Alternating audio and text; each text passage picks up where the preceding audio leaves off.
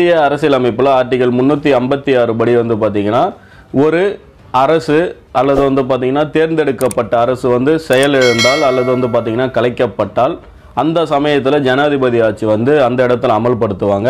அப்படி அமல்படுத்தக்கூடிய ஜனாதிபதி ஆட்சி வந்து பார்த்திங்கன்னா அதிகபட்சம் வந்து 3 வருடம் வரைக்கும் நீடிக்கலாம். இது வந்து பார்த்திங்கன்னா 6 மாதத்துக்கு ஒரு முறை பார்லிமெண்ட் நம்ம சொல்லுவோம் நாடாளுமன்றத்தில் அதற்கான ஒரு ஒப்புதலை வாங்கி ஜனாதிபதி ஆட்சி வந்து எந்த மாநிலத்தில் வேணாலும் நடக்கலாம்.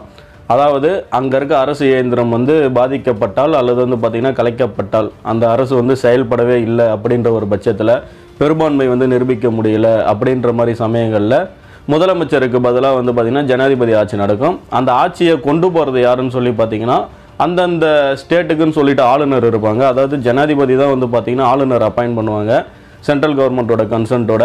அந்த சமயத்தில் அந்த ஆளுநர்ன்றவங்க கவர்னர் வந்து பார்த்திங்கன்னா ஜனாதிபதி ஆட்சியில் அந்தந்த மாநில